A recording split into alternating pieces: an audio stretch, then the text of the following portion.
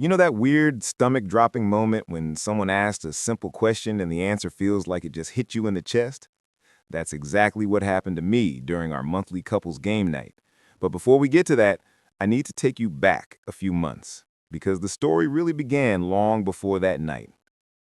For about 3 months, my wife had been acting like I was some unwanted guest in my own home. Every little conversation felt like walking through a minefield. Every suggestion I made, every idea I brought up was met with a sarcastic comment or an eye roll so sharp I could feel it from across the room. Suggest a movie? Oh, great, another one of your boring action flicks. Offer to cook dinner? Please don't. I actually want to eat something tonight. At first, I thought maybe it was stress, a new job, maybe life was just overwhelming. So I tried harder. I picked up extra chores, gave her space when she seemed irritated, even started working out more, thinking maybe she'd noticed the effort. But nothing changed. If anything, it got worse. The breaking point came during a night that was supposed to be fun. Our friend's game night, something we look forward to every month, was happening at our neighbor's house.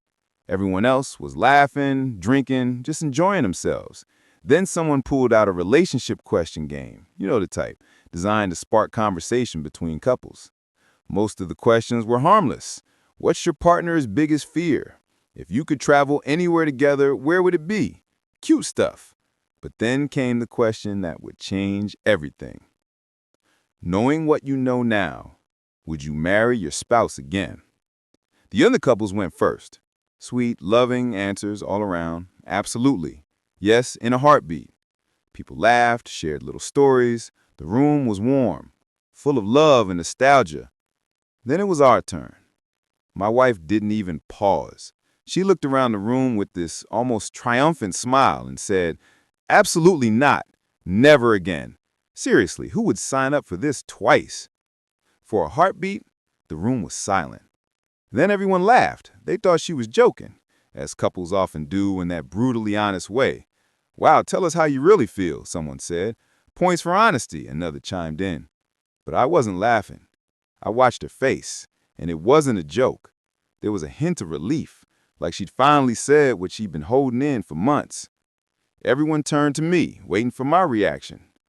I took a sip of my beer, looked her in the eye, and said, "You know what? Finally, something we agree on." The laughter stopped. The room felt different. My wife's smile faltered. She probably expected me to laugh it off, to make some sarcastic remark or defend us somehow. But I didn't. Instead, I reached into my jacket and pulled out a manila envelope. I set it down on the table, right next to the game cards. "What's that?" someone asked. I looked at the group, the people who'd been at our wedding, who'd celebrated our anniversaries, who thought they knew us as a couple. I said calmly, "Already filled out, just need your signature." The gasps were immediate. Someone's drink spilled. My wife's mouth open, closed, words failing her. You said you'd never marry me again," she whispered. I leaned back. "Well, good news. After tonight, you won't have to." It didn't happen overnight. 3 months ago, everything seemed normal. Weekends, routines, little jokes, little plans. But then things changed, subtly at first. Dinner suggestions were met with disdain. "Can't you think of anywhere else? We always go there because you have zero imagination." Even casual conversations about work or my day would be interrupted by dismissive comments. It escalated fast. One Friday, I came home excited about a promotion at work. Before I could even get a sentence out, she cut me off. "Let me guess. More hours for the same mediocre pay. Sounds about right." That one stung, but I brushed it off, thinking maybe she was just having a bad day. But the bad days didn't stop. Watching sports? Wow, 3 hours of grown men chasing a ball? Riveting. Hanging out with friends? God forbid you spend a Saturday actually contributing here. The real wake-up call came at a barbecue at her sister's house. I was grilling burgers, casually talking with her brother-in-law about home projects, when she announced to everyone, "Yeah, he talks a big game about fixing things, but I'm still waiting for him to finish anything he starts." Awkward laughter filled the air. Her sister tried to change the subject, but I just stood there, spatula in hand, realizing she'd publicly humiliated me for no reason. Later that night, I tried talking to her. "Hey, that comment earlier hurt. I've actually finished plenty of projects around the house." Her response, without looking away from the TV, "Oh, please, don't be so sensitive. It was just a joke." But it wasn't just a joke. It was a pattern. I started keeping mental notes, not obsessively, just observations.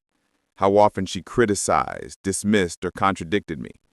How little she showed genuine interest in my life. How affection disappeared. A month later, I realized I was living on eggshells. Every word, every action calculated to avoid her triggering her criticism. 2 weeks ago, I finally did something practical. I went to a lawyer, not to file yet, but to understand my options. The lawyer asked me to describe my marriage.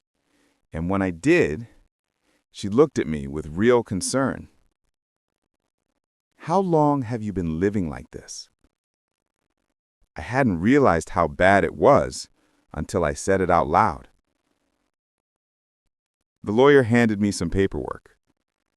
She said, "Take your time, but don't take too much time. Life's too short to walk on eggshells at home." 2 weeks later, I filed the papers. That night, I carried them in my jacket, waiting for the right moment. I hadn't planned for it to be game night, but when she announced to our friends she'd never marry me again, it felt like the universe handing me the perfect opening. The silence in that room was thick.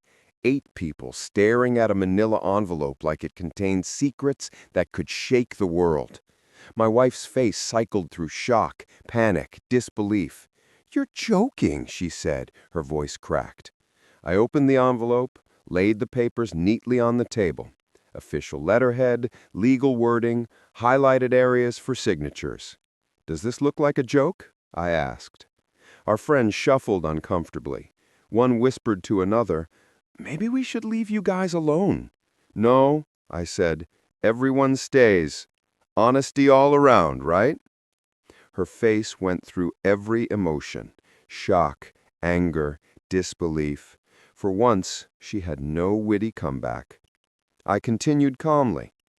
"Tell me, in the past 3 months, how many times have you treated me with basic respect? Every conversation, a criticism. Every suggestion, dismissed. Every eye roll, sarcasm, jab. Do you remember?" The room was silent. My wife's mouth opened and closed. Nothing came out. That's what I thought.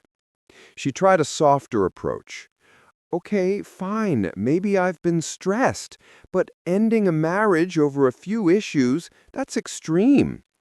I reached into my pocket and pulled out my phone. I had the messages.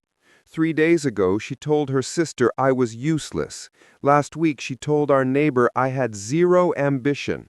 Yesterday, she rolled her eyes when I mentioned wanting to take a photography class. Her face turned red.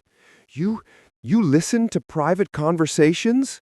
"Kinda hard not to," I said calmly, "especially when it's a pattern." The room's tension was thick enough to choke on. I laid it all out. "You've made it clear. You don't respect me. You don't enjoy my company. You regret marrying me. So why stay married?" She looked around, hoping someone would rescue her. "Married people work through problems." I laughed quietly. "When exactly were you planning on working on problems? Because from where I sit, you've been the problem for months." Her face went white, then red. "How dare you?" "How dare I agree with you?" I asked. "Exactly. You said you'd never marry me again. I'm just making that happen." The morning after game night felt unreal, almost like the air itself was holding its breath. I woke up in the hotel room with the sunlight spilling over the bedspread, my bag neatly tucked in the corner, and the faint hum of the city outside. For the first time in months, I didn't feel anxiety pressing against my chest. There was calm, clarity, and, most importantly, freedom. I reached for my phone. Messages had been piling up overnight. Some were from friends who had been at game night. "Kevin, dude, Are you okay? That was intense. Rachel, call me if you need to talk. Marcus, who hadn't even been there, heard about the power move. Respect, man. Then came a message that hit differently. Sandra, Kevin's wife. I've been noticing how she's been treating you. I'm proud you stood your ground. That one stung, in a good way. Someone had actually seen what I'd been seeing for months. It wasn't in my head. I wasn't overreacting. This wasn't about one comment. It was about a pattern, one that had finally reached its breaking point. Around 10, my phone rang. It was her. My chest tightened, but I answered. I see the papers are still on the kitchen table, she said, her voice unusually soft. I've been looking at them, thinking about what you said about respect. I stayed quiet, letting her fill the silence. Maybe you're right. Maybe I have been awful. Maybe I can change. I nodded to myself, not saying a word. I wanted her to feel the weight of her actions, not a quick excuse. Or maybe I won't, she said quietly. I don't know, but I can't just let this go yet. I let that linger. The truth was, the time for arguments, bargaining, and excuses had passed. I knew she was testing me, seeing if I'd bend, if I'd rush back to fix what she had broken. Would I? That question hung in the air like a storm cloud. Subscribe for more stories like this. The following days felt like watching someone go through the 5 stages of grief, but fast-forwarded.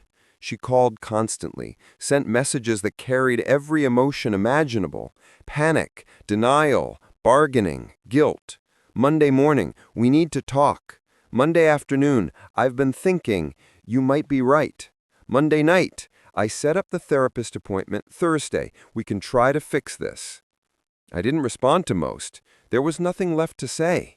The conversation had ended the moment she stood in front of 8 people and admitted she'd never marry me again, and I had agreed. That night was the truth, the final cut of honesty, and nothing could change it. By Tuesday, she showed up at my office around lunchtime. My assistant buzzed me. Your wife is here to see you, she said cautiously. I wasn't surprised. After everything, I should have expected this. She walked in carrying 2 sandwiches from the deli I loved and wore that blue dress I could never forget. She tried casual. I brought lunch. I already ate. She placed the sandwiches on my desk anyway and sat down. You look tired. Hotel beds aren't great for sleeping, I thought. You could come home. That's not my home anymore, I said calmly, but firmly. She flinched. It doesn't have to be this way. Yes, it does. Because even if she changed tomorrow, even if she became perfect in every way, I could never forget how she treated me when she thought I wouldn't respond. Respect isn't something you can reclaim overnight. It's earned every day, and she had stopped earning it months ago. I watched her carefully, seeing the conflict flash across her face. Would she break down completely? Would she finally admit everything? Subscribe for more stories like this. She tried the tears next. I'm scared. I don't know how to be without you. I leaned back. You've been practicing for months, acting like I wasn't there, dismissing everything I said, rolling your eyes every time I spoke. You'll be fine. That's not fair. Fair, I repeated. Fair is spending 6 years building a life with someone who refuses to treat you with basic decency. Fair is realizing that love without respect isn't love at all. She left without touching the sandwiches. That was the last bit of control she thought she had. Her reinforcements arrived in waves. Her sister called, devastated. Her mother chimed in, same tone, same argument. Even Kevin tried a different angle. It's just one comment, Kevin, I replied. It wasn't one comment, Kevin. It was every look, every eye roll, every sarcastic jab, every time she chose criticism over conversation. Kevin paused. I guess I didn't realize it was that constant.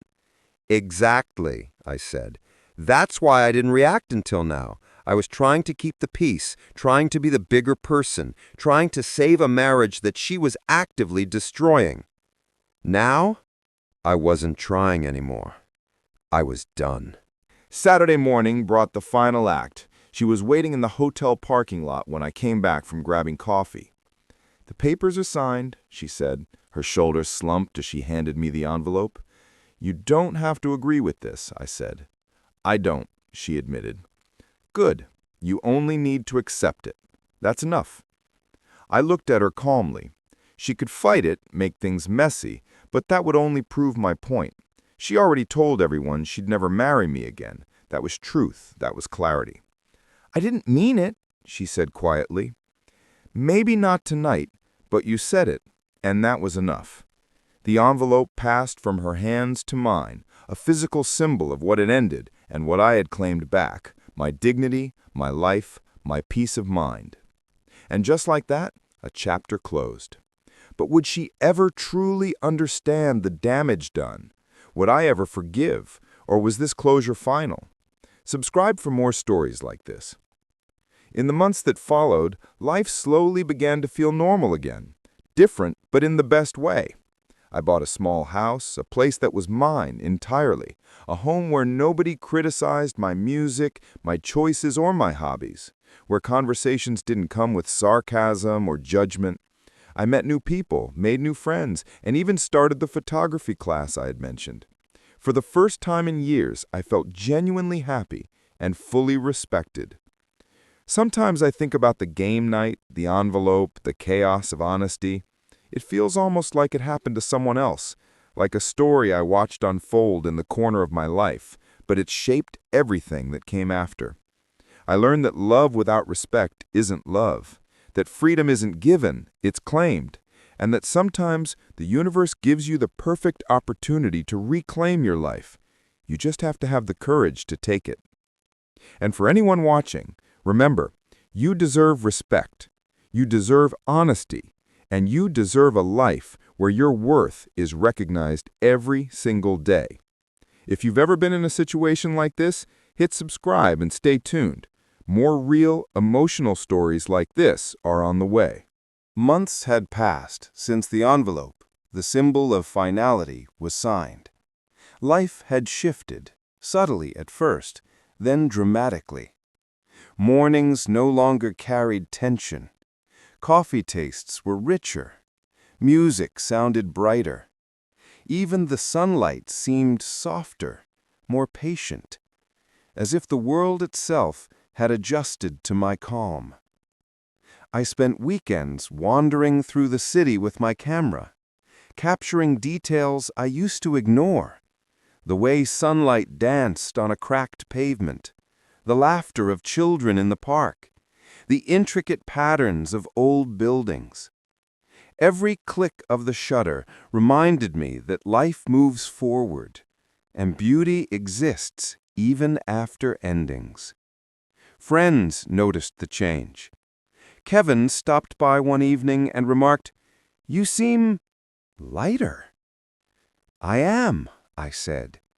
It took letting go to realize it. Even my old routines felt new. Morning jogs, late-night music sessions, quiet dinners. Things I'd once done while feeling unseen now became rituals of self-respect and joy. Reflection moment. I often think about her, the wife who couldn't see my value until it was gone. I don't harbor anger anymore. There's only understanding. Some people are incapable of change, and some chapters are meant to close. That realization freed me more than anything else. I also learned the importance of boundaries. Respect isn't something you beg for. It's something you demand by living honestly and standing firm. And when someone refuses to honor it, stepping away isn't failure, it's courage. A new beginning. One morning, I opened my window to the city skyline and breathed deeply.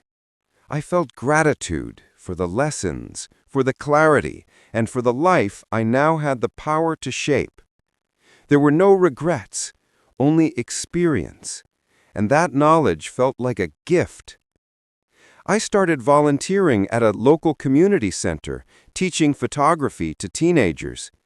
I reconnected with old friends, made new ones, and even traveled solo for the first time. Each choice was a small reclaiming of freedom. Love, I realized, is most powerful when paired with respect. Without it, no relationship can thrive. I vowed never to settle for less, not for anyone, not ever again. And in that moment, looking at the horizon, I felt it, a future unburdened, full of possibility, and entirely my own. Life can be messy, emotional, and unpredictable, but standing up for yourself is never the wrong choice. Remember, you are your own hero, and your peace is priceless. If you enjoyed this story of courage, honesty, and self-respect, hit subscribe and stay tuned for more stories that remind you of your own strength.